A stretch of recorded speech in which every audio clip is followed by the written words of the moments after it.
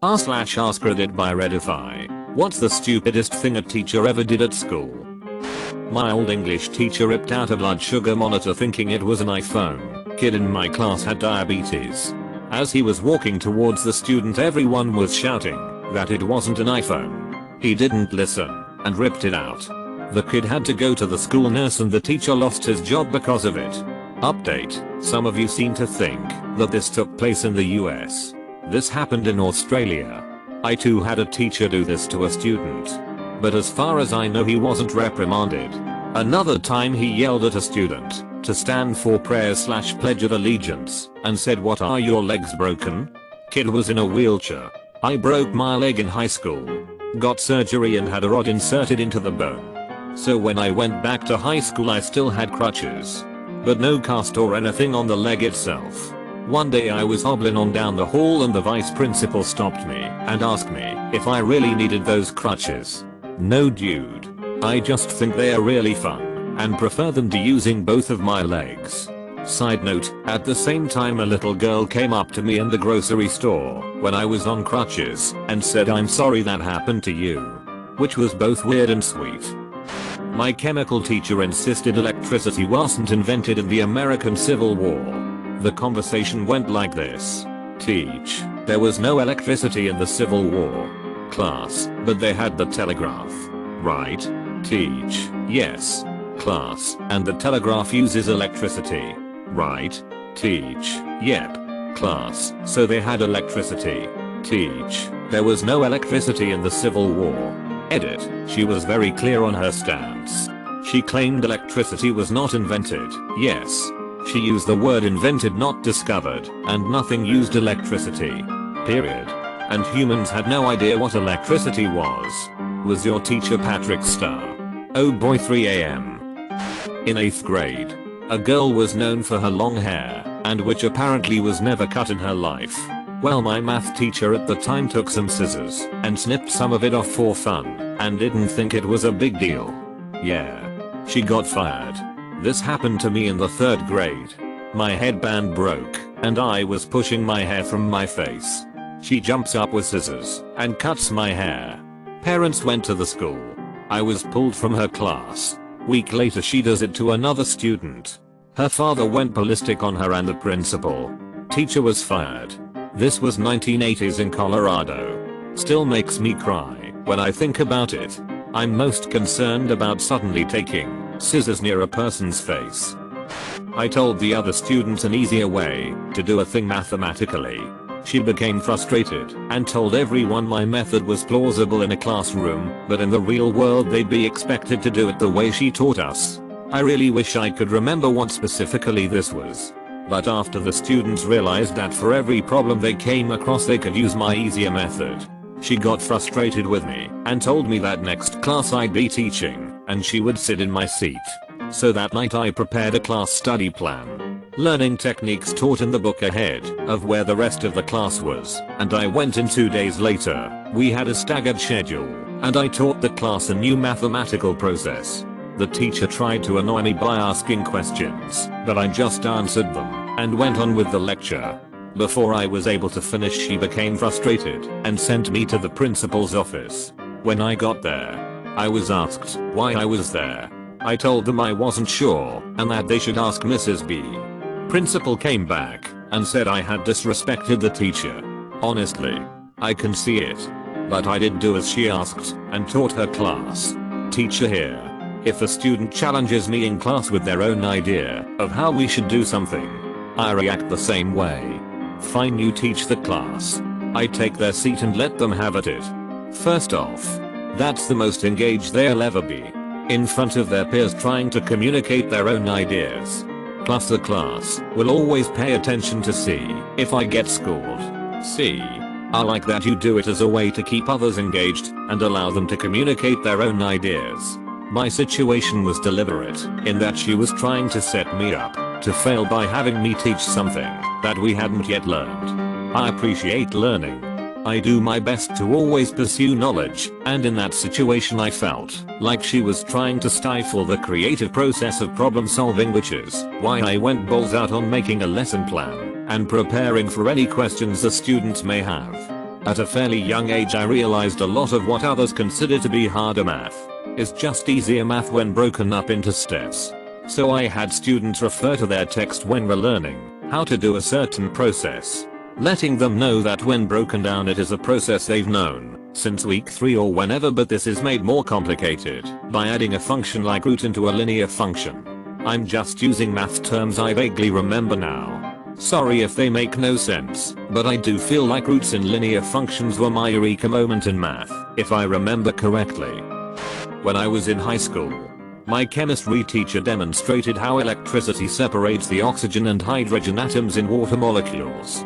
He had the complete setup and isolated the hydrogen in a fairly large glass container and capped it. Then he asked the magic question: if I was to drop a flame into this container, what would happen? A fireball. I responded. He snorted, rolled his eyes, and looked at the student, who only did well because he bought the teacher's edition of the textbook online. Wrong. Explain to a teacher or kids why. Joe I. Smart kid Joe I. Scoffed at me and flippantly said, because it needs oxygen to combust. Duh. Right. Smirked my teacher. There is no oxygen present in this container, therefore the flame will be deprived of fuel and go out. I couldn't believe their stupidity and just shook my head. Just before the fireball engulfed my teacher's face, burning off his eyebrows and causing him to throw himself backwards so hard he rolled over his lab table and fell off, dislocating his shoulder. I turned to my friend and whispered, "Gee, I wonder what the hydrogen is going to mix with the second he opens that container." And that, kids, is how this man became a legend. Some say he's still spitting fire to this day. Class trip. My GR8 teacher is known as a weird person.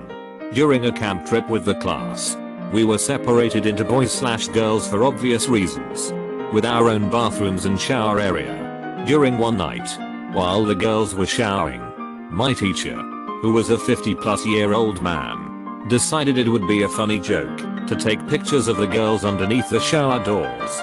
Tried to say he wanted them for the yearbook, and to see their surprised reactions of these candid pictures. Needless to say, big problem. But no matter how many times he'd been reported, nothing ever happened. Too many stories about this teacher that should have had legal action. From rubbing the inner thigh of a student in his car, to being balls out in a kilt and propping his leg up on a desk like Captain Morgan. What the duck? For years, everyone kept saying he was a Rexel predator, and younger grades thought it was just whatever. People talking it until you're in his class and see how it goes. I had a teacher cut their finger off with a paper guillotine while demonstrating how to safely use it. In their defense, it worked wonders as everyone was so traumatized by what could happen that no one messed around with the guillotines ever. I was sitting here thinking about how a guillotine made of paper could do anything to someone's hand. I really am an idiot. Me too, until I read this comment. Question on a test in elementary school: what is a shadow? My answer: an area with less light. Teacher's correction: wrong. An area with no light. This one absolutely infuriates me for some reason. Like, as you're going to mark the student wrong, wouldn't you notice that you can see the paper underneath your hand's shadow? It didn't even matter, I still got an A on the test. But it still ducking pissed me off for years. Haha. What's worse is that she was a science teacher in a bilingual school.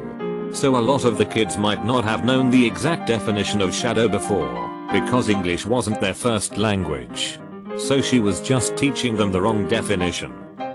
She tried to tell us a trick to spell athlete was A-T-L-E-T. Everybody just wrote it down. I kept looking at it. That's not right, is it? I looked it up in a dictionary that I could reach and raised my hand. She got embarrassed and gave me a hard time after that, like I was showing her up. What did I do? You're the one who was telling us the wrong thing.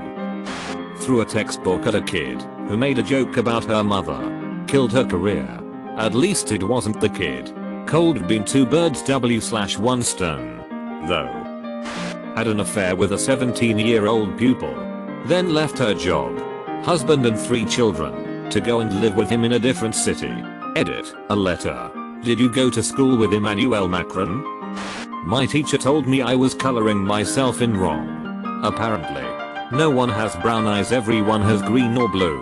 I have brown eyes. I tried to tell her she was wrong, but she told me off and took my crayons, banning me from coloring from the rest of the year.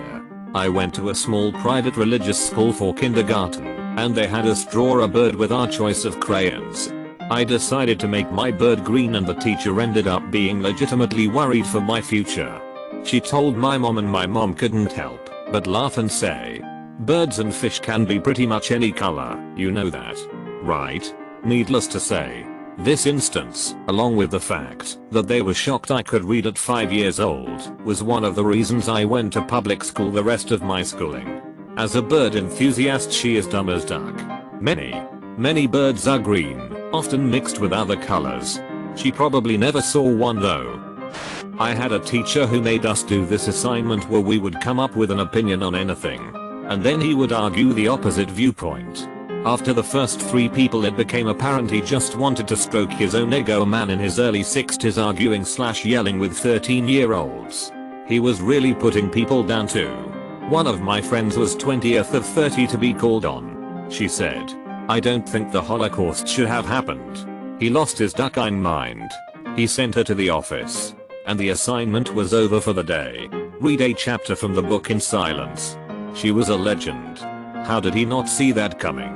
Seriously, if you've been around 13-year-olds for any amount of time, you should know what they can be. This guy was lucky only one person thought of this. Also, he did not see that coming and whatnot. Make sure to like and subscribe so we can watch together.